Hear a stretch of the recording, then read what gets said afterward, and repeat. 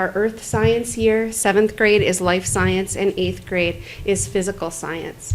Then the 9th through 12th become earth, physical, life, physics, and chemistry pieces. So we were sitting down today talking about licensure and talking about what that might look like and how we can make those changes in our schedules moving forward so that our kiddos don't only miss something, but they also get what they need to get to prepare for the 2024 test. So it's a big deal. It's kind of overwhelming, but I was really intrigued by the work and the conversations that we had today. I think we're moving in the right direction, and we have a better grasp now on what that looks like. The science teachers that weren't able to join us today have a couple more opportunities both before the end of the school year and in the summer to take advantage of that opportunity. So it's well done. We just have some work to do to get there. Present and future, for the remainder of the 1922-2020 school year, we're going to be working on goal setting at our upcoming faculty meeting. So what do we want that to look like at the elementary school? We'll talk about our individual growth goals that are used for QComp. We'll talk about our grade level goals that we made way back in the fall, and we'll do some building commitments. We'll model those on Minnesota Department of Ed commitments to equity. And then 2020 and 2021, we have conversations underway to talk about what our media center should look like and how that will work in coordination with our STEAM center and our current computer lab. We're also talking about schedules because, of course, we changed a lot of things this year and we have some work to do. So that's where we're at the elementary. Do you have any questions? Thank you. Thank you. It's an exciting time to be a Bulldog for sure. Can we go to Matt next? Can we do that?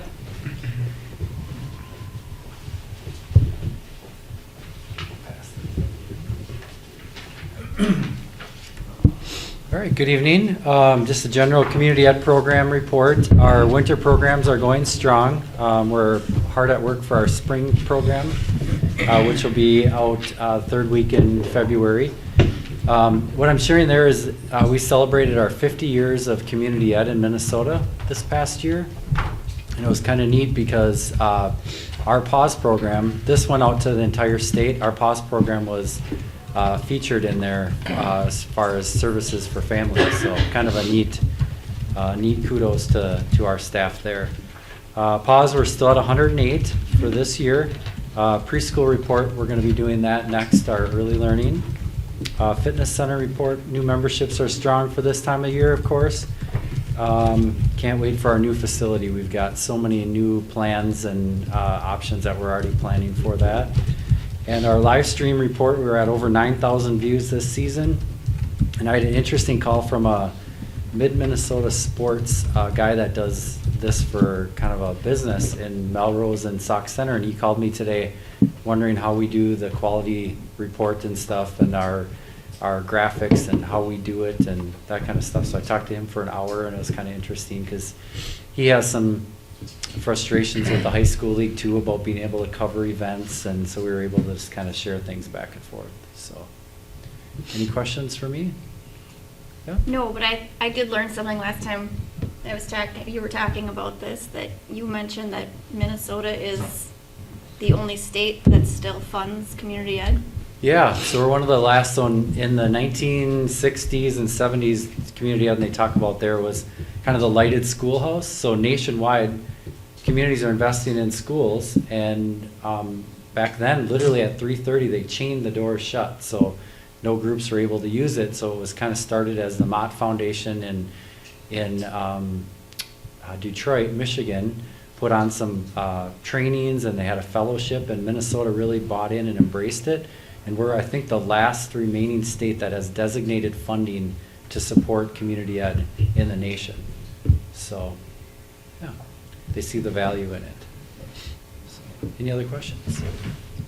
Okay, thanks. Thanks, Thank you. Thank you. Donnie? Hello, everyone. The few things that we've been working on is last week we had a heat exchanger pump go out in the boiler room. Takes care of the heat in the middle school. So we have a spare pump beside it, started that. 2 days later, the motor went out on that, and in the meantime, Yule had been up here, Yule Company, and they got one of them running, and the other one is now running also. So we have heat in the building again. Not that we lost any, but kind of scary to if it would have happened on a weekend, I guess, but. I'm currently looking at a 10-passenger van. We have one expiring in April. The state only lets us keep these vans for 12 years, and then they're more or less outdated. Another thing, Dave had bought some furniture, so me and Brad went down to Roseville and went to a restaurant that was closing and picked up a couple booths and a bunch of tables, which are now sitting in the ag classroom until they get new pads put under, because the pads are shot. So we want to put them in the high school library, but we don't want to put them on that new floor and have it chewed up. We have been looking to hire a full-time custodian since school started. I got an application this week, and I'm still waiting for a couple references from her, but it sounds like a very good candidate. Been also looking for storage containers for all the equipment in the CTE rooms. And that's quite expensive right now, and I'm just wondering if I should talk to a few of the companies around town to see if they have any semis around that are, you know, trailers that aren't being used, because maybe we could get them donated to us or something. But. And the only issue we have is snow and ice, and it looks like we'll be working this weekend again, so. Other than that, any questions? I have just a couple. One is I might have a name for you on somebody that's got vans to store stuff in. Okay. Second thing is, we buy these big 10-passenger vans. Do we fill them up a lot? In the spring and the fall. Okay. Because I see those vans and they only got one person in them Yeah. sometimes and all that. And it's like nowadays they make these kind of taller minivans. They're not like minivans anymore. They're like a mini. We get van, and I was just curious. so many people asking, you know, they probably have 9 people. Well, we only have the 8-passenger van. We have one 10, but it'd be nice to have 2 10s, because that's how many people go out sometimes. Mhm. Or kids, I should say. And correct me if I'm wrong, but we can't fill them up with gas, leaving the kiddos unattended, right? Correct. So if you see them, they drop the kids off, and they're going to the gas station to fill up. That's a possibility. Yeah, for safety reasons. Mhm. Yeah, I'll have to get back to you on that. Yep, just give me a call. Okay. Thank you. So. and I've got David a- will be joining us. But if, Can we just move on? and then yeah, we'll take if we them can move the- on when he gets here, we can come back and Yeah. and have. So can we go to B? Yes. Early learning presentation, and we have 3 people, Mary Holmberg and Amy Eisenbrod and Matt DeCousin. You're the next contestant. Come on, now.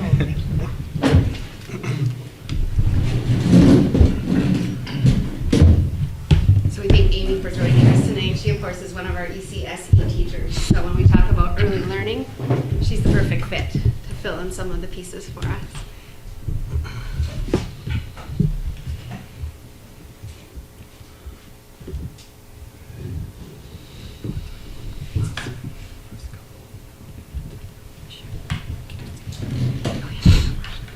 So, early learning services at Paynesville area schools. Our philosophy is to assess our earliest learners' developmental milestone progress. We want to support our family throughout the process, and we want to engage our community with a highly skilled workforce that's driven by data-based decision making so that we can ensure the best outcomes for our earliest learners.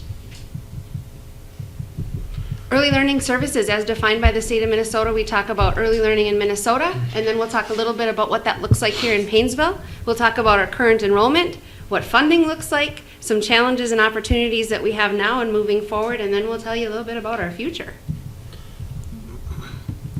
So, Minnesota Department of Ed's Division of Early Learning supports schools, communities, and districts to implement inclusive and comprehensive prenatal through grade 3 systems that are aligned with our world's best workforce. The really cool thing about that to me is that it starts with birth.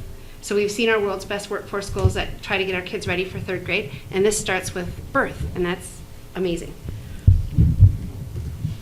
So the state helps connect children to the resources they need through Help Me Grow. So if any of you have children or have grandchildren and things and they come back with pamphlets from their doctors with the Help Me Grow program, that we work directly with the Help Me Grow program. Children are required to receive the free and easy early childhood screening before kindergarten and ideally at age 3. Because we group our kids from birth to 3, and then we have our 4s and 5s, and then we consider them ready for kindergarten. Our birth to 3 kiddos are performed by many different providers. Local school districts can help with that, Head Start programs, clinics and healthcare providers, local public health agencies, and the Follow Along program all help screen our children. And we can get that information at school to provide some of the services that our kiddos need at that very young age. Help Me Grow provides resources to families to understand the milestones and see if there are concerns. So they're kind of the bridge, okay? They work together with us to give supports to families that are local. So the families can then seek out additional support and refer their child for a comprehensive confidential screening or evaluation to the school at no cost. Our ed district is our main provider for our birth to 3. So this is where you do get to talk, because early childhood screening, so in Paynesville, and every district is different, depends on the needs and screenings. We offer 5 screenings. We do September, October, November, January, and February. And Amy, if you want, because you're part of screening, so if you want to talk a little bit about what you do at screening. So on screening days, the students come in with their parents, hopefully. Sometimes grandparents need to come. The nurse meets with them. She goes through height, weight, does the check for vision. We currently have the Lions Club member coming in and doing something special with their eyes so they get a really good vision.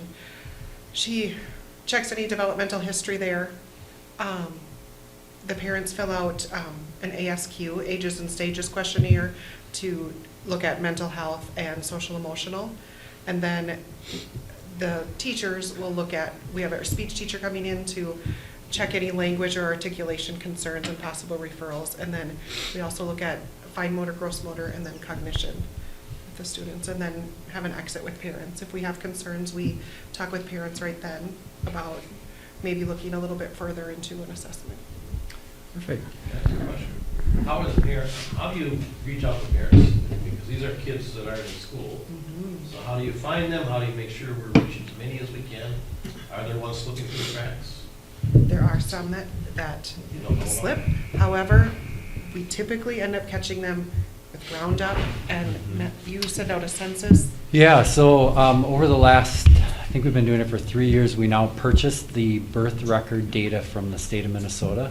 So we get parents' names, child's name, date of birth, and address. So we have a pretty good census now, and I'm able to provide that to the district for projections. We also send out the baby bibs kind of as a thank you or a welcome and an introduction to community ed in our school district. So we feel because it's, even if a child is born in St. Cloud, if their primary address or the city's is in our district, I actually purchase all the surrounding areas, so because our district covers different zip codes. So we have a strong census. Now, sometimes people move in and move out that, if they weren't born here. However, usually by 4 years old, for sure, parents are talking about preschool. They sign up for our preschool. We put in our brochure, your child hasn't been screened yet to come. So I think we're doing a better job of that now that we have that strong data with those birth records. True, So, it definitely has gotten better the last few years. yeah. So, okay, so we move into ECFE now. So early childhood family ed, school readiness, which is also known as preschool, those are all funded through community ed, so under the umbrella. In Paynesville, the way that we manage those programs is I'm responsible fiscally for the budget, supplies, ordering, program development, and Mary is the supervisor of the teachers and the paras in those programs. And that's been, I don't know how many years we've done that, but that's been really great because now our staff really feel integrated. We've run a fully inclusive program. Is this our 4th preschool year? Or 4th or 5th? So Amy will talk a little bit about the ECSE when we get to the next step, but we're a fully inclusive preschool for our 3s and 4s. And so having the staff, part of Mary's staff and Mary overseeing them is a nice benefit. still funded through 04, which is community service funds. So I still have to balance a budget. We still only have so much. We'll talk a little bit later in the presentation about how these programs are funded, because they're different than your K through 12. I mean, that you get no matter how many you get for a student, you get the money. Where here it's based on census, it's based on participation fees, so it's a little different than your traditional K-12 funding. So ECFE is a program which stresses its early childhood family ed. There's a parent component and a child component. So a traditional ECFE class would be an evening class where parents and kids come together with a child educator and a parent educator. There's usually a circle time, there's gross motor activities, there's a lot of station-based where there's interaction, and then usually around a half hour or so, the parents leave, and then the kids stay with the child educator, and then the parents go with the parent educator to talk through challenges, opportunities, and that. So that's the key foundation when you hear of ECFE. That's the parent is a required component of that. So that's one of the main areas. So this year, and I've talked about this at our meetings, we had struggled to get traditional ECFE classes to go in Paynesville. Our preschool is very strong, but it was tough to get parents to come, one more night. And what happened when we had to cancel the 3-year-old preschool this last year to start the year because of space and really projected enrollments, we started a 2- and 3-year-old ECFE preschool in the evening, which filled up, was very popular. So it was kind of a positive turned out of a negative, because the parents, I think, saw the value of that and the benefit, and just what a great opportunity that was, that many of those stayed in the 2- and 3-year-old evening program. And then also, once we were able to add back the 3-year-old daytime program, their children stayed, they put them in that too. So we have some momentum this year with our ECFE, and those are the we'll talk about numbers a little bit later, but we're doing 3 sessions in October, November, January, February, and March, April, and they meet Tuesday evenings 5:15 to 7. And then you'll also see ECFE events such as fall party, Christmas celebration, Angel Moms is a new group we were trying, Touch a Truck, Make and Take. So those one-time events, those are very popular, of just kind of building those relationships and services. You want to talk about ECSE, your expertise? So early childhood special education. So that's if we've identified them as a need. They're technically 1.5 standard deviations below the mean on one of the 5 areas of the development. So motor, cognitive, communication, adaptive, or social emotional skills. They have to have 2 of those. At Paynesville, we are lucky enough to have full inclusion, so they're with their typical developing peers, and we have a great model.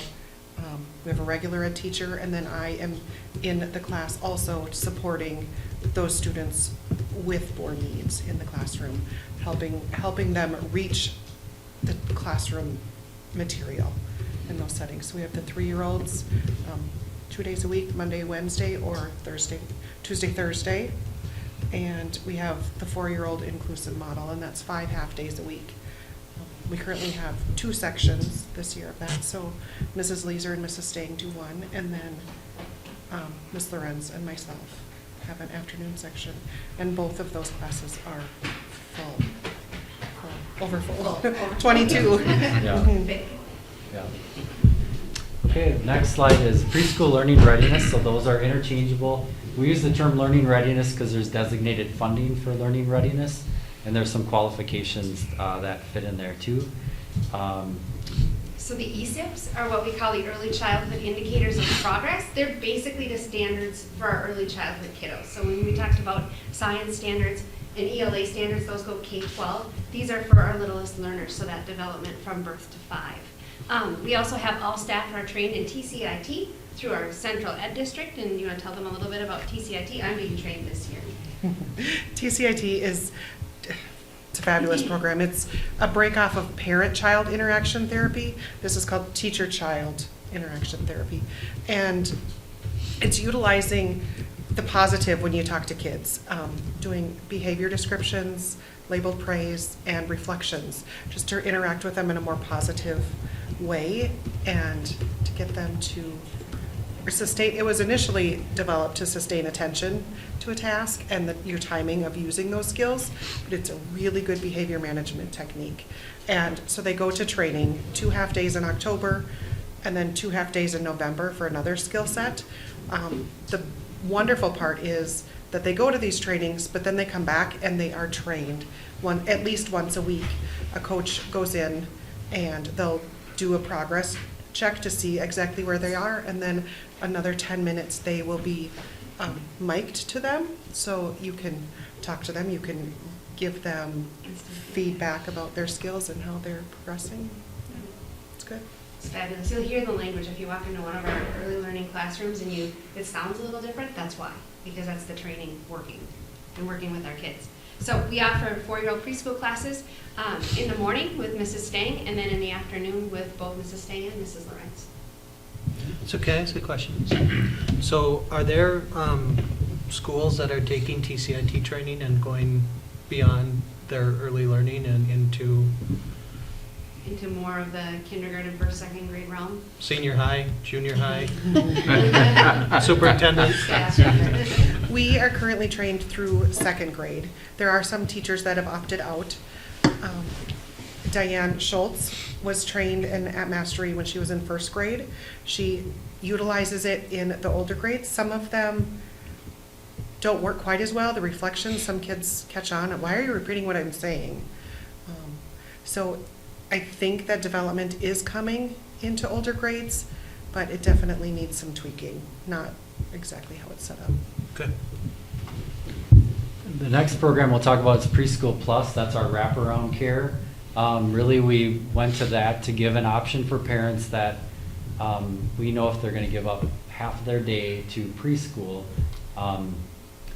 it's tough to still then pay for daycare, and so we gave an option that they could be in school all day on all the school days. So that's our wraparound. So AM wraparound is 8 to 12:15, PM is 10:45 till 3, and that's of course opposite your AM or PM class. We have 2 staff members full day, and then we have 4 during our overlap period, because when we show you the numbers a little bit later, you'll see why because we have huge overlap time.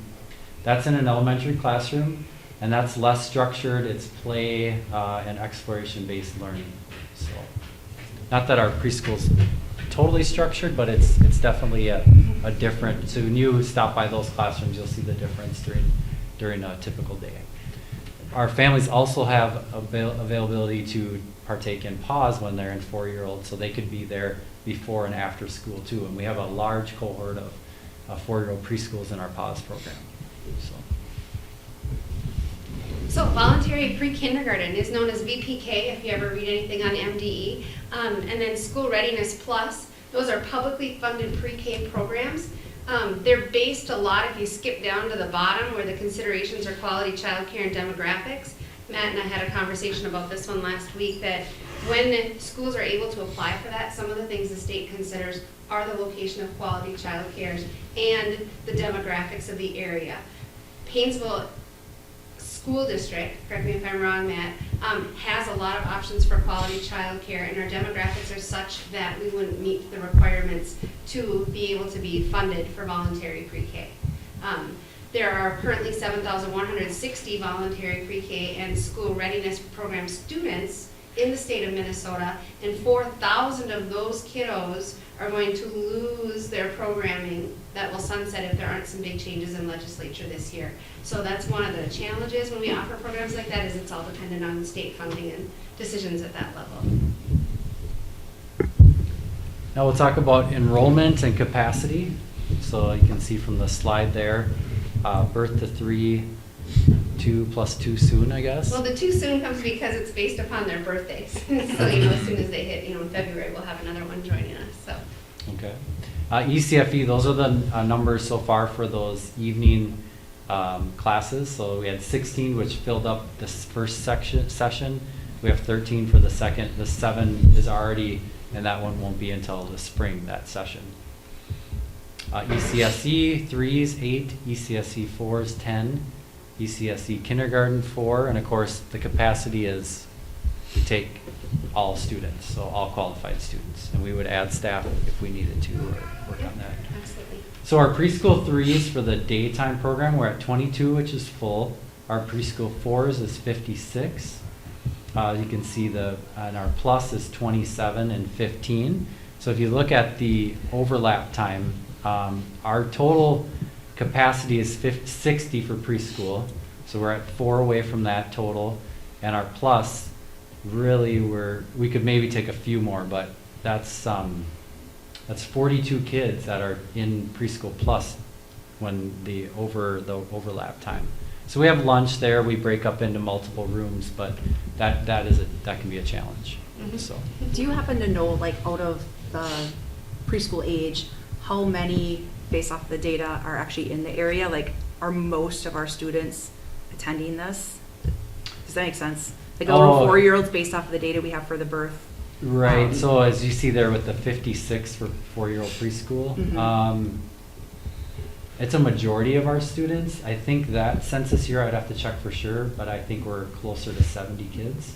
But still a for pretty that good 4-year-old. percent that Yeah, are definitely. Are there attending. other preschool programs in the district? It's been a long time since I had to look for preschool I don't programs. think there are. And there There's was a some couple other daycares when I that had do kids, some but preschool Yes, things, yeah, but but individual no daycare. structured preschool. structured No preschool preschool. program, correct. Yeah. And what do you guys do for preschool lunch? They eat lunch just like all the other kindergarten through 5th grade students, so they go in and just like they do at breakfast, they're in there and they eat and then they have. Is it part of the elementary lunch? Parents have to pay for it, or if you qualify for free and So reduced. it's the same as. Mhm. Yeah. Yep, Okay. yep. So when they hit kindergarten, they are prepared in many ways. They know the system, they know the process for eating, they know expectations. They're So- familiar with staff faces Mhm. because we're always out and working in Mhm. the hallways with them. Yeah. So ECFE funding, now on this slide. So that funding is based on, you get $120 times the number of children under the age of 5 in our school district. So instead of taking the actual number from the census, we're also able to, you can do 2 different ways of coming up to your count. Because you can do your average kindergarten attendance for the last 5 years, I think it is. And so you can choose whichever one is, seems to be most accurate. So that's the way I do the ECFE, the 0 to 5 census. I just take our kindergarten over the 5 years, and then they let us do an average over that. So our revenue for ECFE funding, which is base state aid and local levy, is $39,000. And then normal registration fees are also collected based on income and a sliding fee scale for ECFE. So that's how that's funded. Learning readiness or preschool funding, we get $34,000 in state aid, and that's based on 4-year-olds in the district, percentage of families with free and reduced lunch, how much money the state has. I mean, that just kind of fluctuates, but we get around that each year. That's state aid, I believe, and local levy too. We are blessed to have a Pathway 2 scholarship, which gives us $35,000, and we qualified for that due to our demographics, our free and reduced lunch count, our number of students. So that is, families apply for the scholarship and the money stays with us. So we're able to offer this year, I think we have 6 kids that are totally free preschool and with that money. And then we're able to put that into our program. And then 2021-22, these are all projected for next year, so the tuition would be around $94,000. So if you look at where the revenue comes for when we talk about preschool, traditional 4-year-old, 3 and 4-year-olds, school readiness. So that's how that's paced. Some challenges and opportunities, birth rate, of course, and enrollment trends. That's what everything's based on. The need is based on how many kids, and then your funding is also based on that. Another challenge is preschool is a fee-based program, and we're very blessed to have staff that are, we have continuity now. We have them, they're in the contract, they're consistent. We have actual FTEs, we fought for that. However, that's expensive. So we pay our staff, which we should.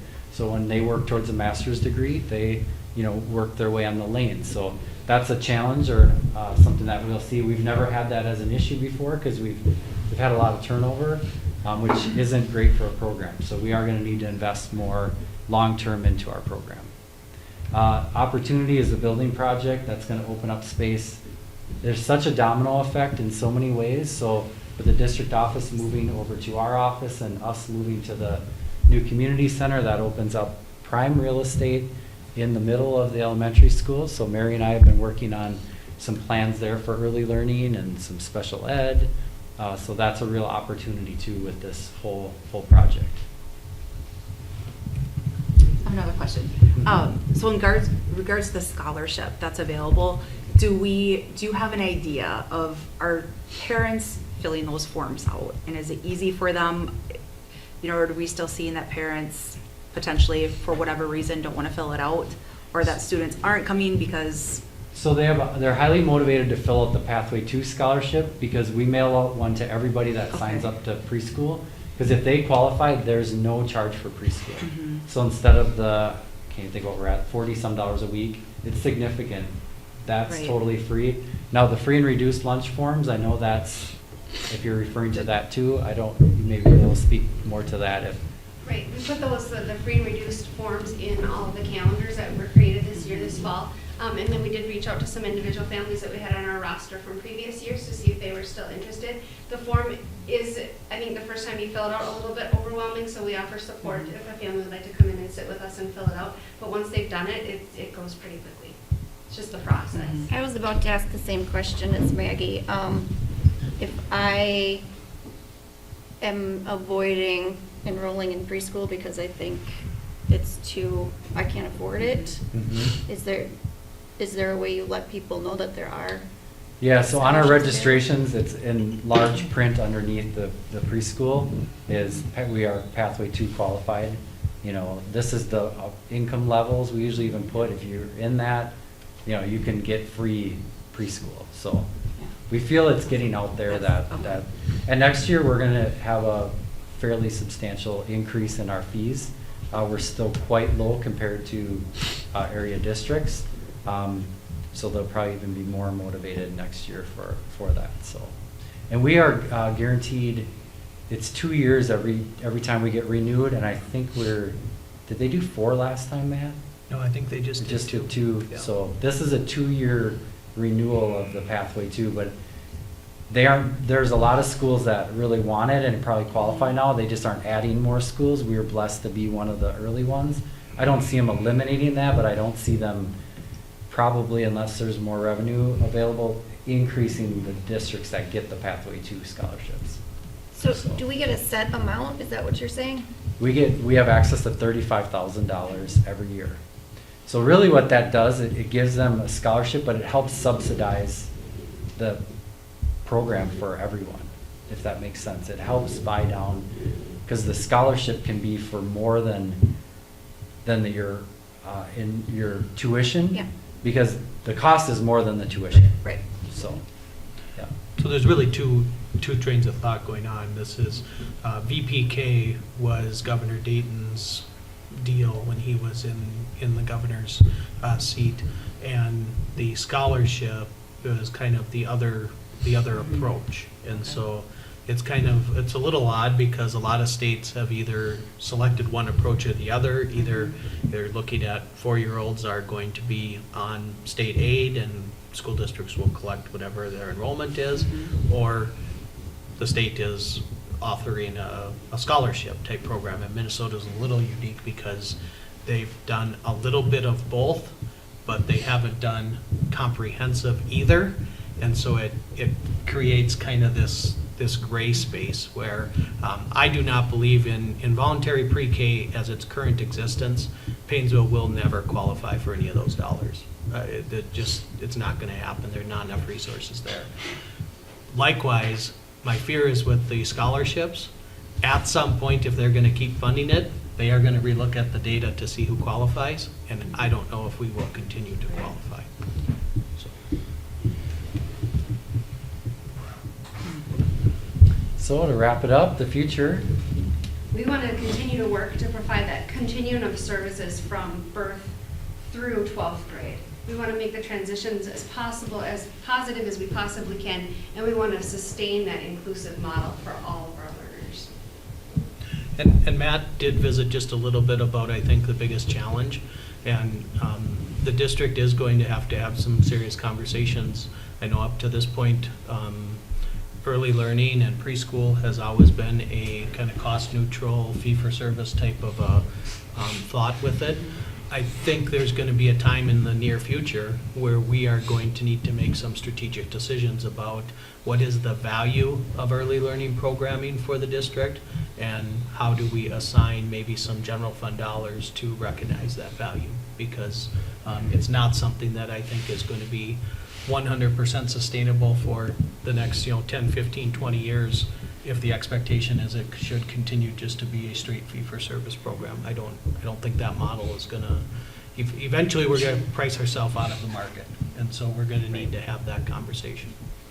and back when school readiness funding was originally set up, school readiness was in a lot of districts a 10-week program, 2 days a week, kind of fill that, kind of a prep for kindergarten. I mean, we've evolved, we're a full 5 day a week, all day, all school year program. So they just don't match up the way that it's set up, so. So are we looking at the students who are attending these programs, and are they like looking different than the students who are not, so that we can see the value proposition, so that, right? I know it's data, right? I know, but it's like, So I just think, that's your value, yeah, is that's a right fabulous there. question, because that Yeah. is the conversation that's going on Yeah. right now. I believe very strongly, and I believe there's support with this, but our school district needs to do everything within our power to have interaction with every 4-year-old Exactly. before they step into kindergarten. That has to be a priority for this school district. Number one, just for the sheer fact, those kids that walk through our doors and receive any sort of programming or education as a 4-year-old, the likelihood for them to make friends and enroll as a 5-year-old is enormous. And so it only makes sense that that's what we should be doing. But that's really where we're at is now, how do we collect that data to tell that story of what are the impacts of accessing our services, and how can those things equate to results in K1, 2, and 3, and even beyond. So it's starting to collect those very things. Our RTI and progress monitoring and all of those things that we're really beefing up, those are all going to be pieces that in the future, we're going to be able to weave those all together to really have some substantial data to say, these are the results we feel we're getting for this service. And I don't have the exact data with me, but from a special ed standpoint and the early interventions with students, since we've gone to this inclusive model, the number of students, so early childhood special ed is through age 7. So typically that kindergarten age, sometimes first grade, they need to be reassessed and looked at a different category or not requalify, like the early learning and intervention has done its purpose. And we have seen a decrease substantially in the number of students that continue to need special ed services. So that's amazing. Any other questions? Thank you very much. Thank you. Appreciate it.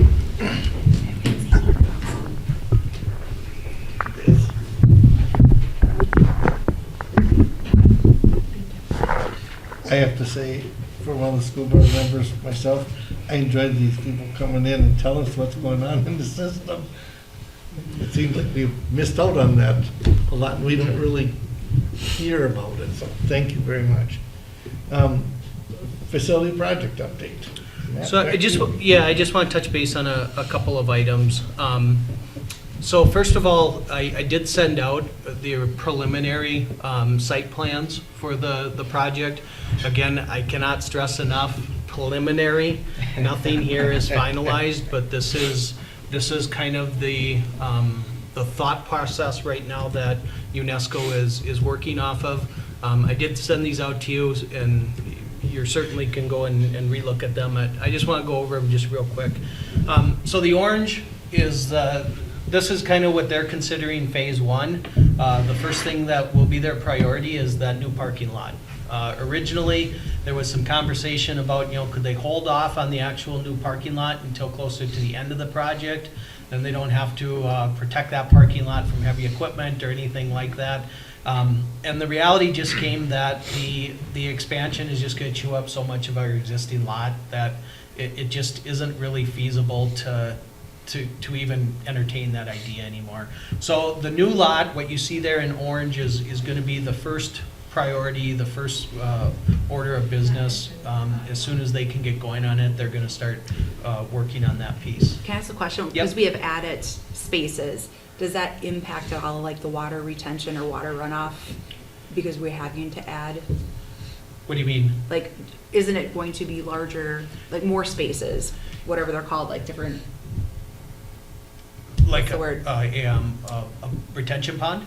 right, like because it has to be bigger, do we have to do anything different? Okay, Because so- we have to have so many spaces in the parking lot now Yep. because of the expansion. I'm Got just it. So curious the what- increase in parking spaces. Okay. Yes, increase in parking spaces, that's the Yep, word. yep, I was thrown off by the word Sorry. spaces, Yeah. okay, but I Yes. I connected it now. Yes. So right now, they are proceeding without a Okay. site water retention pond. So the way this is going to work is that new lot will actually be sloped from north to south. Okay. And then from the addition to the new lot will be sloped from south to north. So the raised concrete sidewalk that is also going to be the bike path, that is actually going to be the water retention site. Oh, okay. That will be guttered on both sides, and the water from both parking lots is going to run to that. It'll go underground at that point, and then it's actually going to be using the city water and sewer to exit our property. Okay. We've civil engineer has obviously been involved with the city about this, and the city is aware of the plan, and their engineers are on board with it as well, and it looks like we might be able to avoid that. That'd be Okay? great. Yeah. The other thing then, just as an FYI, as we move forward, this is going to mean that the armory buildings are something that we need to get taken care of soon, and I'm continuing those conversations. Once this project starts, the armory location would be where contractor parking would be. So contractors won't be parking actually in our lots or on our site per se. They will be in that armory space. So moving forward then, when you look at the school year, their second phase is again this summer, and you can see the orange construction zone is expanding, and that's really their go time, and taking care of their CTE remodel is priority number one, and then getting the footings and footprint to be able to work throughout the winter is priority two.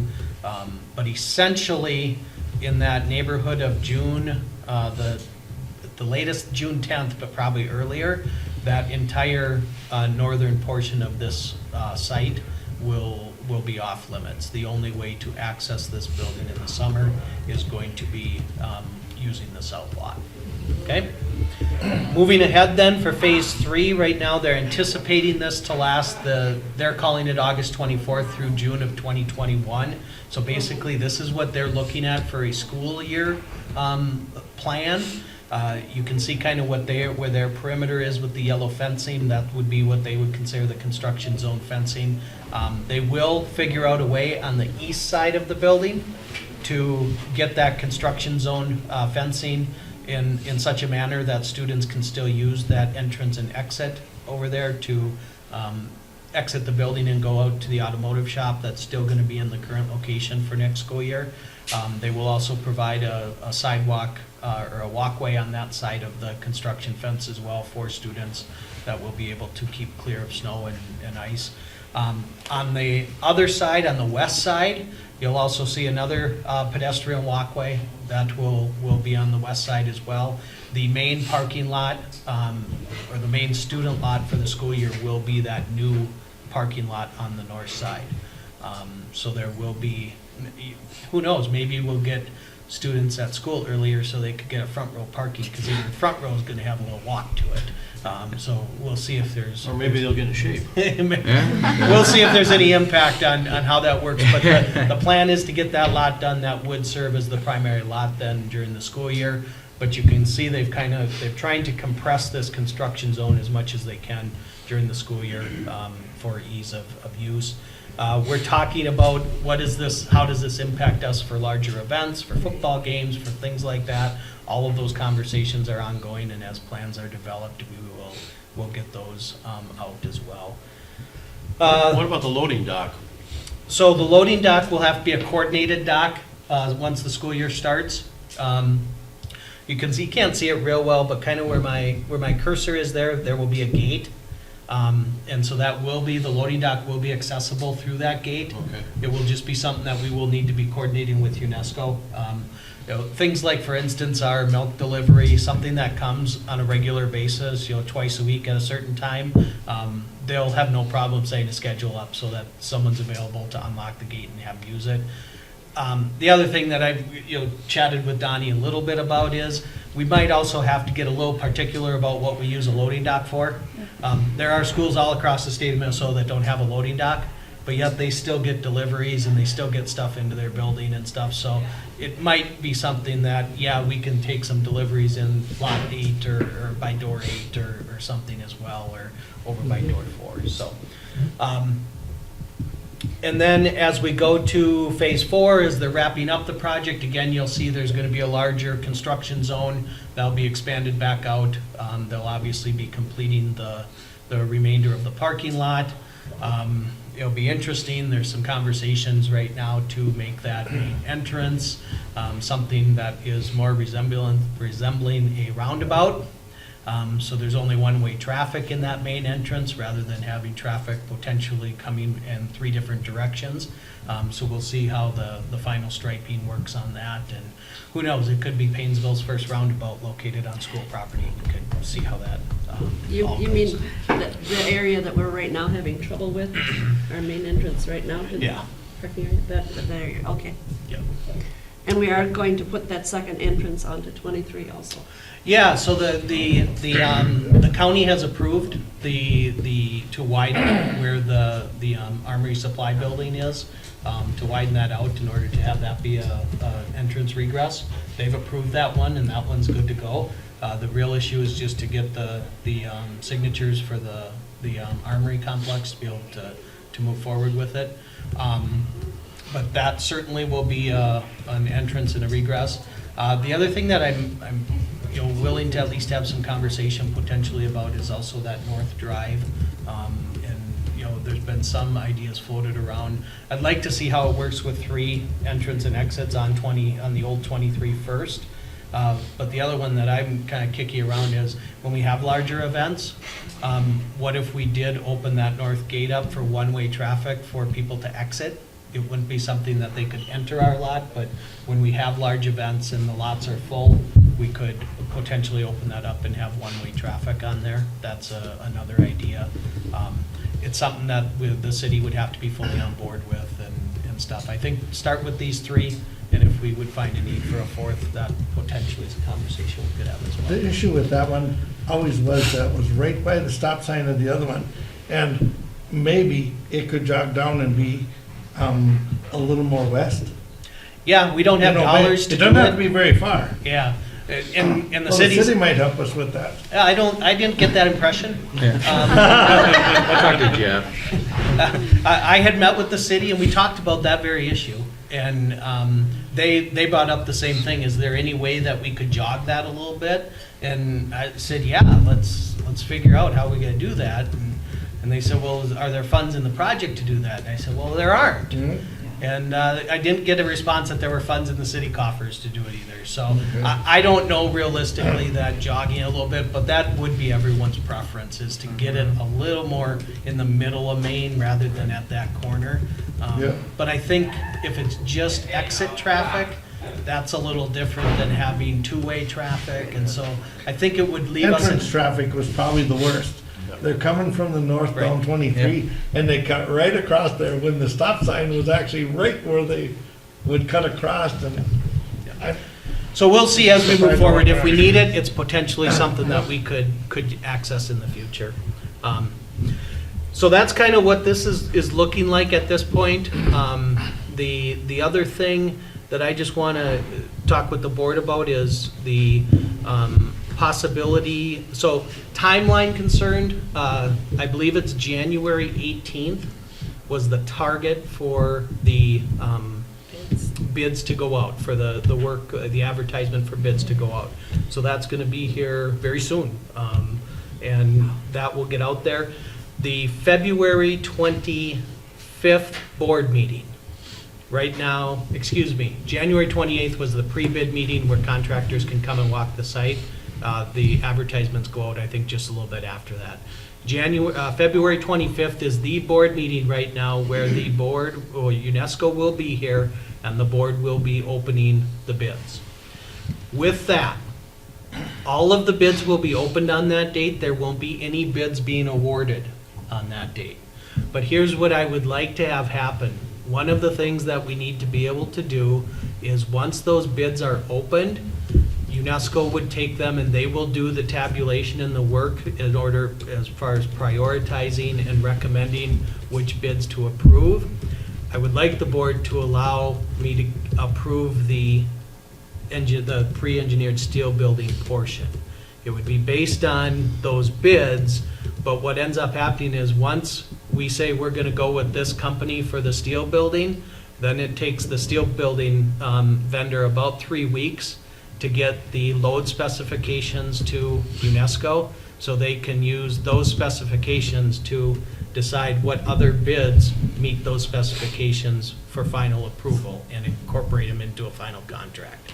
So if that's doable, that would be the ideal timeline, because then we can get that turned around, and then right away at the March board meeting, the board would be able to approve that final contract with all of the winning bids, and then we can go and get permitted and all that good stuff, and the state can sign off on it and everything else that needs to happen before we can actually break ground.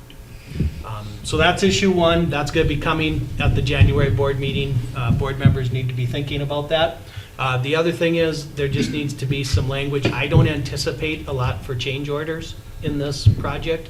I do think it would be wise for the board to talk about what it is they want to have for change order parameters that I would have the authority to sign off on in order to keep work going. Otherwise, we are going to be in a situation if the expectation is the board's going to approve every change order. Please know that we need to have 3 days for a meeting to be posted, even if we're going to have special meetings 2, 3, or 4 times a month. It's going to take a little bit of time for those to happen. So that will be the other thing that the board has to consider at the January 28th meeting as well. Okay? Questions as far as the building project or thoughts? Renderings are coming. I did talk again today actually with UNESCO about it, and they are thinking here at the end of January they will have some renderings, and we're going to be able to get some signage up with some pictures of what this is going to look like in concept with final when the final build is done and all that. And I know people are wanting to see that, and UNESCO knows that people are wanting to see it too, so they're working on it. And again, the important thing is to make sure they're accurate before they are ready for the public. So, questions? Under $25,000 is, I'm guessing that's kind of a standard thing. I don't know that you could operate if we don't do that. And then I noticed in what you wrote to us, it was net neutral. So I'm sure that if it's something that's more than anticipated, you're gonna let us know. But net neutral would mean you're kind of maybe just swapping a style or something like that. I don't know that we have to be involved in all that. That's just my personal thought. Yeah, so once the project gets up and running, the project foreman and the project manager, they are going to have a master spreadsheet that will have all of these things, and so it'll be very easily tracked. Again, I don't anticipate a lot of change orders in this, but I do think the one part I'm most nervous about is we have just under 100 days to completely remodel the CTE space. And if all of a sudden we don't have work for a couple days because we have to post for a meeting for a $1,500 change order, I get nervous about that. Now, at the end of the day, that's your decision, though. That's not a MAT decision. That's a decision that the board ultimately has to make. The kind of the bumpers that I sent out to the board to think about, I think those are pretty much industry standard. Yeah, it looked to me like it was net neutral, and I can't imagine what it is. It might be, one of the doors needs to be a foot wider because the doors wider are a little less expensive, well, let's not deal with that. You can handle that stuff. Is that kind of what you're talking about? Yeah. And again, I'm not anticipating very many. UNESCO prides themselves on not having change orders. Right. Unlike the other method where the change orders are coming around like crazy. Right. Well, sounds good to me. Okay. I have a quick, how do you Yeah. feel about the timelines? They did seem really tight. Yep. So how does that work? Like with weather and different things, does that just, I mean, Yeah. just curious to what they're saying. Is that, do those timelines really feel there's cushion in them, or are they as tight as they? No, I think when you talk about having from June of 20 through August 15th of 21, so that 14 and a half month, I think that in That's total, more of the they're comfortable timeline. with. Okay. I will, I mean, UNESCO has done several Minnesota projects where they have turned around wings of schools in 95 days. Wow. But again, it's a tight timeline. Yeah. It is, it doesn't take a lot to not cooperate and all of a sudden can run into some problems. We are talking a little bit about, at this time, when could we actually turn that space over? And would we be better off maybe forfeiting 5 or 7 instructional days this year in May versus 5 to 7 instructional days in September? I would prefer to do that. So that's something that, Mr. Orline and I and our admin team has talked about, and he's kind of working through the details of it, but that's a piece that potentially could buy us a few more days. But the CTE, it's a tight timeline, no way around it. But they say they'll do it, and so they're gonna do it. Come It'll be back like again. this summer, every time it rained, again and again, anybody in construction, everything was pulling their hair out, Yeah. along with all the farmers and everybody else, so we just nothing you can do about it. Any other questions for Matt on that? And then can we roll back to David? Sure. Is this a good place You to bet. do that?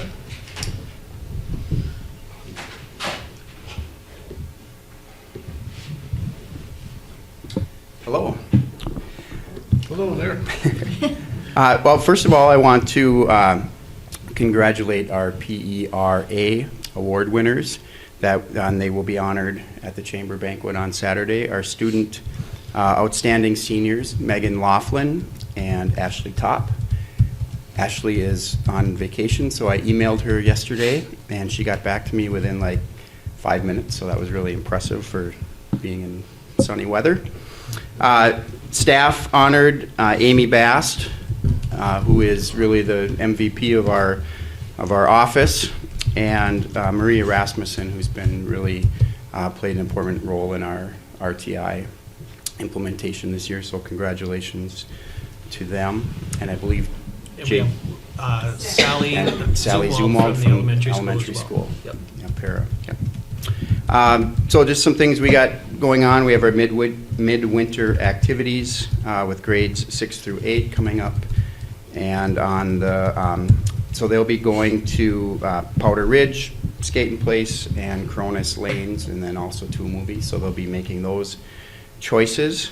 We have our Sweet Fest, which will be February 10th through the 13th with a Sweet Fest coronation at 1:30 on the 13th. We have no school on Valentine's Day. End of the semester is January 24th, so we'll be working on getting report cards and things out the next week. We're working on schedules. We're pretty much ready for the schedules. The middle school ones were taking a little bit longer, and so, but they're pretty much ready. So within the next few days, we'll get those out to students. We are working on the registration guides. We're pretty much done, but we're looking at just fine tuning. We've kind of reformatted the whole guide and streamlined it, and I'm in the process of working with neighboring school districts on some really cool projects and some classes that we're going to be looking at doing together, and also increasing our online classes that students are able to take. We did just add a digital photography class for second semester, and it's through Central Lakes College, and I believe we had over 20 students so far that were interested in that. They earn 3 credits through Central Lakes, and they do the class mostly with a smartphone, so it's pretty cool. And that will be offered again next school year. What we're hoping is that we get the registration guides finished, and we're going to kind of do, instead of like a pre-registration, we're going to do like a survey where students will have a list of the classes.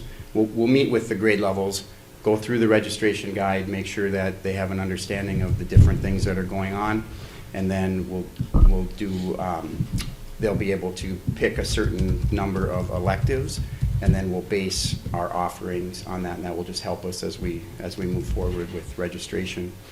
Our hope and our plan is that we have the registration done through Infinite Campus.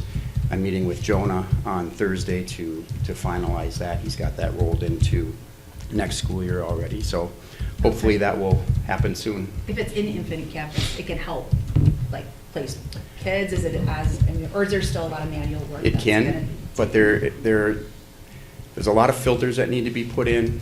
We were trained how to do it last summer, and if you went into Phil Carlson's old room, you'd see that whiteboard is full of places. You know, we ended up doing most of it manually anyway, but we're hoping that we'll be able to get more filters in place, and that will help us a little bit. We're right in that middle size where it's almost as easy to schedule by hand as it is to use. I mean, if we were larger and had some grades that were 4 and 5 sections, then a system like that is for sure. A 2 to 3 section school, it's just a balancing act. It's right in the middle. And with our middle school, some of the things that we ran into is just the number of staff that we have that teach high school and middle school classes are mostly quarters, and high school are all semesters or full year. So we're gonna take a look at how our staffing is with some of that. And then with the middle school, our focus is gonna be exploring. And so a lot of our classes, we changed the names to have the word explore or exploring in it, so that hopefully we can pique some interest and give a wide variety of something in each class, and not be tied to one single area in that class, and just to help our students find their niche and decide on which pathway they want to work towards. And with the pathways we're working on, that's going to be something that is going to take some time. So as right now, I just want to get the registration done, and then once we get our offerings finalized, then look at how we're going to incorporate that into pathways that students could take throughout their 4-year career. So any questions for me? Amy? Yes? Do you write your with the increase in online classes or offerings, is there a plan to educate the students about how to go about it? I know so many colleges offer that right away, like a half-day session. This is where we email, this is how you receive out of them, just so they know where to go. I know it's a big transition for high school kids to take them. Yeah, and this will be our 2nd year that we've worked with Central Lakes College, and they've been really really helpful to us, and we just didn't have the time to get to where we wanted to as far as educating our students on what it means to be an online learner. And so that is something that we will be part of the registration, and then there'll be some guidelines. We were pretty flexible on some of the guidelines for dropping a class. Central Lakes has been really, really good in working with us, but the plan is that our students that are taking an online course know what's going on going into it, and how are we preparing them and making sure that they understand what time management is, what independence is, and how they're using their time. So, Thank you, David. Thanks. So then let's move down to Deeper Learning 2020 Conference. Matt? Yeah, so this is something that I have actually been looking for, well, since I arrived in July of 2018, I've been looking for something along these lines to be able to get some exposure to the classrooms of the future and where schools are going, and kind of those that are out leading this student-centered movement.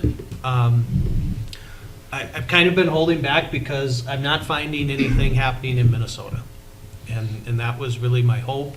A couple years ago, I know Stillwater Public Schools, for instance, brought the Stanford University Design School to their campus in the summer and did design thinking training and over the summer, and I was really hopeful to be able to find something.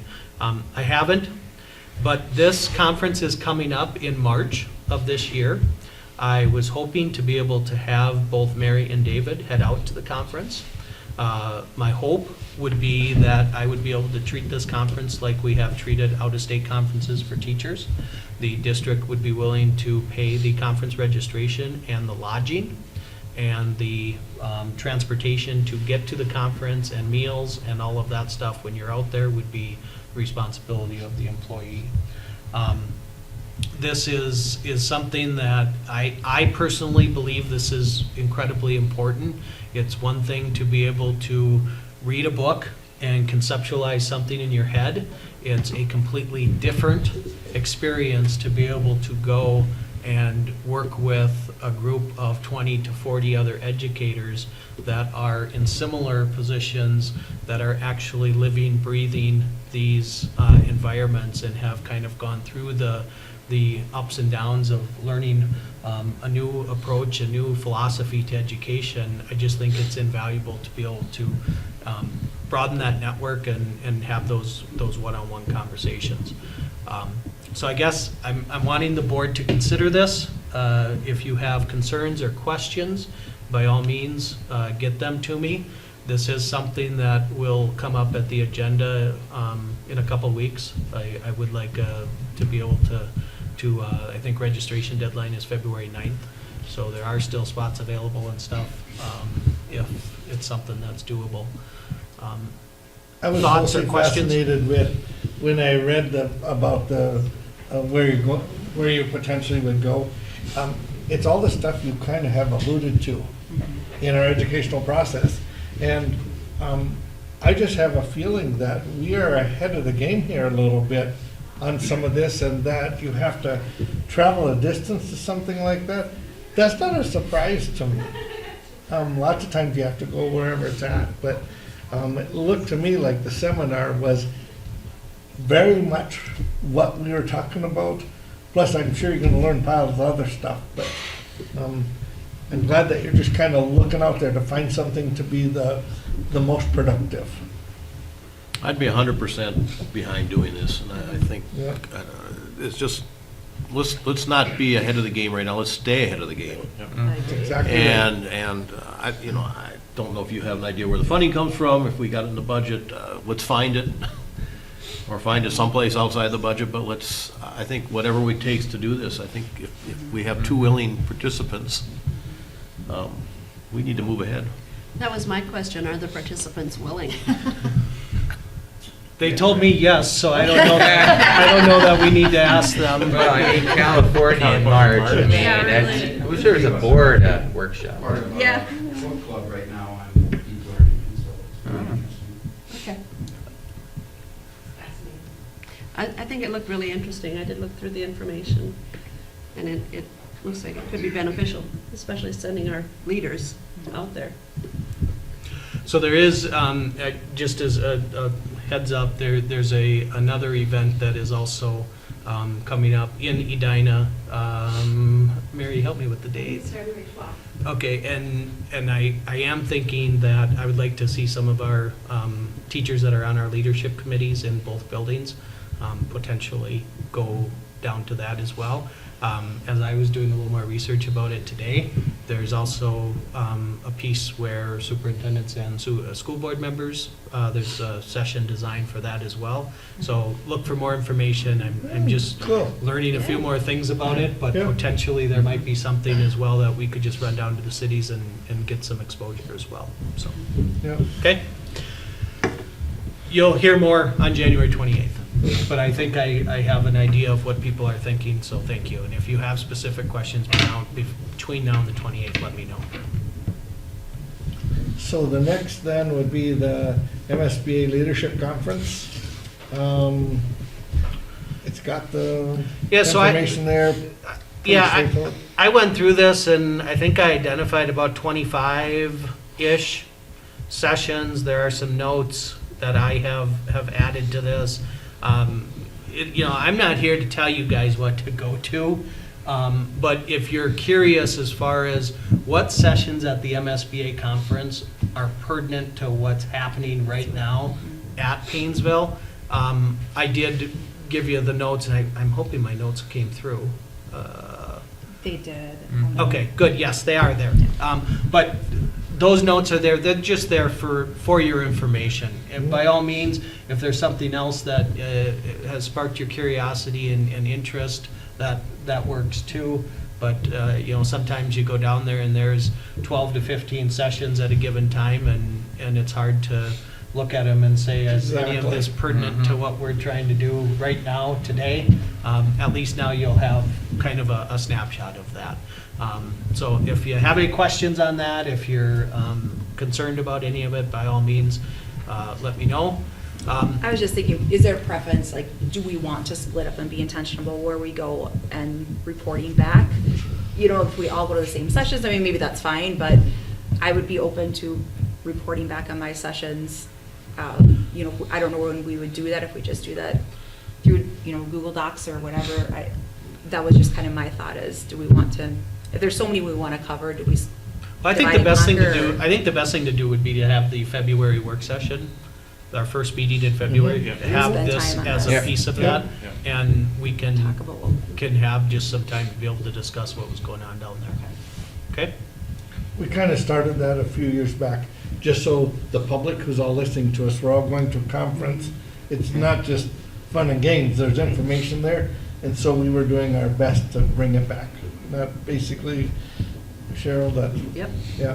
And when we Yes. started a number of years ago, we would go down, and nobody would ever hear anything from that. And people would say, okay, you went down to the conference, what were you doing down there?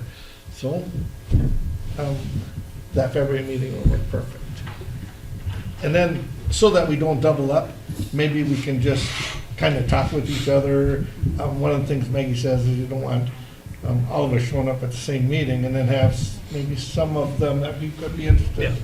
And if you Nobody walk in leaves. and you see another Yeah. board member or two, pick something else. Mhm. But I do think there are at least multiples in almost all of the slots Yeah. that I see some connection to what we're trying to do here, so I do Mhm. think there are options. Yep. I will be heading down to the cities about 3 o'clock tomorrow. I understand Bruce and Cheryl, We're going you to guys will be Preschool. later? I think or- we're gonna be late. I have a meeting that I have to be at tomorrow, and I'm not sure I have to be there for the full session. Okay. So, we're kind of variable. Cheryl's gonna ride with me. Okay. So I guess we're gonna be there late, and we're not gonna attend any of the early birds. Okay. If your plans change, send me a text or something, and we'll wait for you to go out for dinner. Otherwise, those of you that are down there by 6 o'clock, we can meet Okay. and plan on going out and getting dinner somewhere. Everyone is staying in the Minneapolis Hilton this year. We aren't in 2 different places, so. Okay? Okay. Sounds good. Okay, then we are on request for information and roundtable. Has anybody got anything that we would, topics that we may want to visit about? Well, I've got one. First, talking about being ahead of the curve and everything. I keep looking at the whole overall education of our children, not just the classroom education, but everything else we're doing to help educate our children, youth. And I've already brought up, and I'm going to keep pushing to follow up on doing a kind of an audit evaluation of all the extracurriculars and how they affect our kids and where we're at with all of that. And then I came up with a whole other area, which I was trying to come up with a name, but I call them OCLEs. call Just them what? tonight I came up with OCLEs. How's that spelled? Off-campus travel learning experiences. I didn't know what else to call them. I didn't like the word trips. So off-campus travel learning experiences, which are everything from, I don't know if we do a winter camp anymore, or is that gone? We still do that. Anything that's an overnight experience where kids are going off campus to do something. It could be FFA conventions, it could be, you know, band choir trips, language trips. And again, sometimes I get concerned that we do everything that we've always been doing and we never stop and just step back for a little bit and say, okay, now how is this really affecting us? And I'd like us sometime to take a look at that portion of our education, asking some questions like, you know, what is the purpose of this experience and from an educational standpoint? What are the goals? When a group is going out, what are your goals? And when you get back to you, evaluate and see if you met your goals or what you were trying to do. What's the overall experience, evaluation of the experience as far as timing, travel, expenses, participation, and all of this. It's just something I think we could take a look at. One concern I do have about it is, I don't know, I went through the policy booklet and didn't see any policies about experiences like this. So I assume everyone has their own policies about how they, you know, what's the disciplinary policies, what's the, I don't know what other policies there might be, but, you know, how they pay, whatever. So I didn't know what we have for policies for when groups are, you know, adult student ratios and things like that. I know we have policies, but they're not written down in our policy booklets. I don't think we have policy. Okay. So for instance, like when you're talking about winter camp or when you would be talking about a music trip or any of those are school events. And all of our policies extend to all school events. Right. So the discipline policy and the code of conduct and all the expectations that are in our discipline policy, those are also extended to Right. those type of events. But as far as like supervision and chaperone, realistically, I think that's really driven by where the destination is. Okay. And really what their directives are about, this is what the student to adult ratio needs to be. And I mean, that's really what's, I think, driving that. So maybe it's in the policy. I know a few years ago when a group was out east, a couple people got in trouble and parents had to fly them back home again. You know, I don't know if that's in our policy booklet or if that was just the policy of that group at that time. Sure. You know, that they understand. Part of this is, and I'll get very specific here. I know that apparently the choir and band are planning another trip to Orlando. Again, and this has been brought up before, with late Thanksgiving next year, many of our athletic programs for the winter have already begun not only practicing but competing. Their competitions are before that trip even takes place. And I've had one person approach me about this, very concerned about how that affects those programs. I know this is a event that's been taking place now at least since my kids were here, when they were seniors and juniors. They went to Orlando, and so part of it's being spurred on by that. Is this something that we want to keep emphasizing, or is there something else that we could be doing with the band and choir? Years ago, it wasn't just band and choir, or it was just choir, and they flew down, and they didn't take as much time. I am concerned about a 24-hour bus trip down and a 24-hour bus trip back. Seems like an awful lot for a 5 or 6 day trip, but I'd like us to evaluate these. I'm not sure what the German trip is about this year. I know that, to me, the German trip was always about a mini immersion experience in Germany. And I've seen some posters up that, well, now it's going to go to Italy and it's going to go other countries. And is that not what it is anymore? And what is the purpose of it? So sometimes these things just happen to go off, and I'd like to be able to, at some point, take a look at the whole area. If I'm off base, tell me. I think evaluation is always good. In regards to the band and choir trip, I can just speak personally to that. I was on both the last 2 trips. I was in Florida and New York. And partly it's like I know those comments happen, but I also think, why would band and choir be behind athletics in any shape or form? You know what I mean? I just feel like that is just as important. And those trips, those are some of my best experiences, period, is going with the students, seeing so many people who have never been out of state or in New York City, the comments of just like, oh my gosh, there are people that look different than me, and the experience of just food and culture. Like, to me, it's so important that our students are getting some sort of contextual global opportunities, even though it's not necessarily global in New York, but it's very different than Paynesville.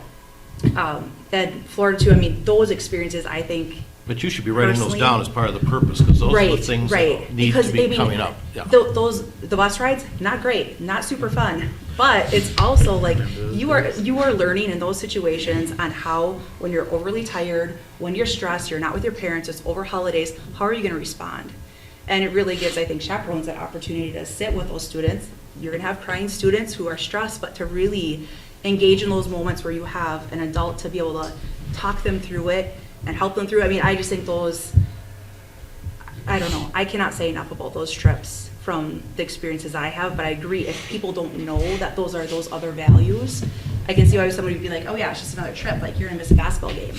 I'm like, that's one basketball game. This is a trip that some of these students are never gonna have an opportunity to go on again. Because in those trips, you're able to see so many different things within one day. I mean, it's just like, boom, boom, boom, boom, boom. Yeah.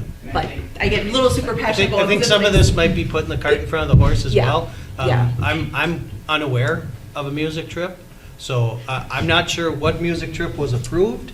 I don't think it was approved, but the and- kids are already talking They're about it. I met Yeah. and just one today at night. Parents got an email today. That's Okay, why. well, I think this is the other part of this. I think there's a little bit of maybe chain of command lessons Yeah. that just need to be revisited because, yeah, there's some things that are a little out of whack. I think even just, it goes deeper than even just activities like band and choir or German or FFA, you know, when students need to make choices. You know, there are choices whether, you know, the band and choir trip also takes place at a time where if the football team is in the state championship game, you know, I know my son had to make a decision last year to go on the trip or not. But it also points to our CNA courses where that is a 0-hour class, and so it hinders morning practices. There are clinicals that they have to go through where that's just part of the deal. And next year, we're already looking at adding a couple 0-hour classes to our schedule.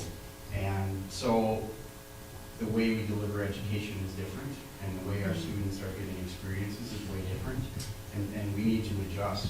And there are times when, you know, the last few years, the football team has interrupted the boys' basketball program because they had to start late and cancel games and miss practices.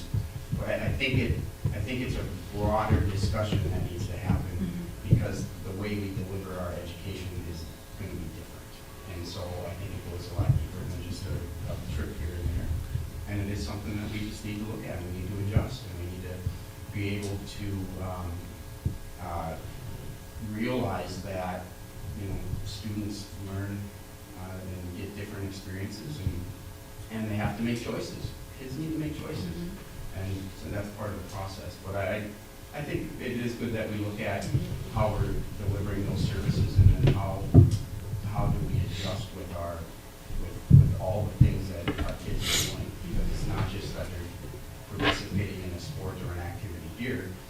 It's lots of things out in the community and jobs and things like that. So it is a conversation that I think. Well, and a part of me too is just, we get into a rut sometimes, and sometimes maybe somebody just needs a little kick to say, maybe there's something else out there that would be even better than what we've always done. I agree. Maybe the German students and the choir all go to Germany at one time because there's a big choral festival in Vienna, and the choir's going to sing at that. I'll and they all chaperone do- that one. Pardon? My high school quad band got to go to Vienna. I mean, I didn't get to go, I was too old. But, I mean, there might be other opportunities out there too than what we've always done. And what are we trying to do with these? Right. And you, Maggie, you've got some of these down. You just start writing these down, but Yeah. these are why we do some of these events. And then I think one area that we have done a good job as a district is it's the norm for us to question why we're doing something. Right. At the starts to, pre-K, all the way through high school, we question why we do something, and that is part of that process too. Yep. And I think the other discussion we go with that is dates. Is it always on Thanksgiving? Does it always have to be here?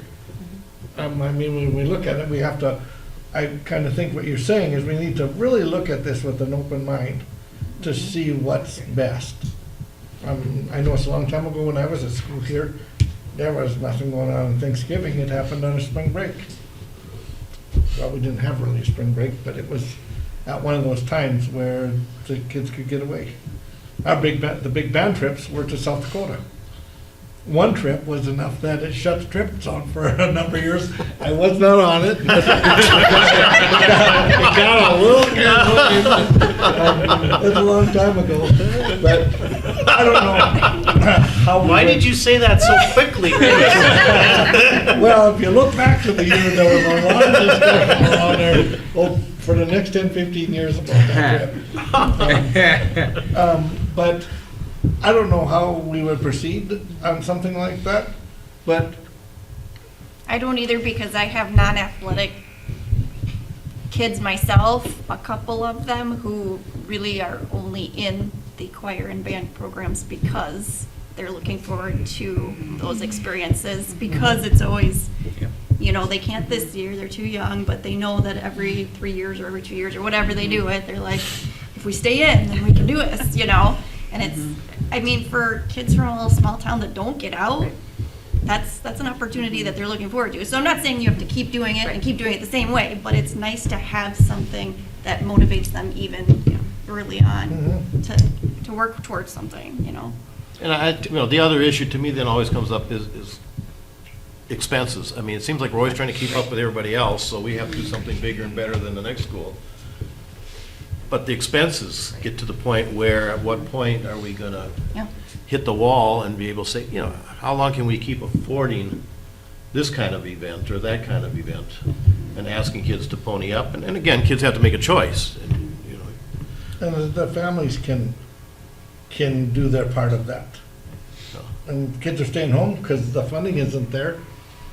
When you talked about participation, that would be part of that analysis. If you have a number of kids going, probably pretty good deal. A few kids going, well, what could it be? Cost could be one of them. Well, and even the cost, like Mr. Orline said about, there are students that are helping, I know students that are helping pay for family and house expenses with their job.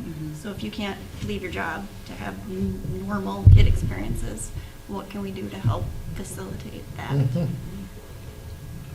To answer your question, Bruce, where do we go from here and stuff? I think we have enough ears in the room. I think we can get started on what that potentially next steps are and stuff. Yep. Okay. Were there any other I have a pieces? time. Yeah. We had a West Central Ed district meeting last night and had a conversation with Lori today, and she offered to come here to do a similar thing so that our whole board could have a more in-depth opportunity to even see what West Central Ed is all about, the programs, which I think would be great. That's a good idea. They have been here Yes, before. they've been here I don't know if before. they come every year, but every once in a while, But it's they good come pressure. and, yeah. I think we as a board, a lot of times don't really know what's happening in here. That's why I like when everybody's here telling us what's going on. Besides, it makes you really proud when we have stuff going on that makes total logical sense that we are helping these kids. So, Anything else? okay, then we're done for tonight. Thank you, everybody.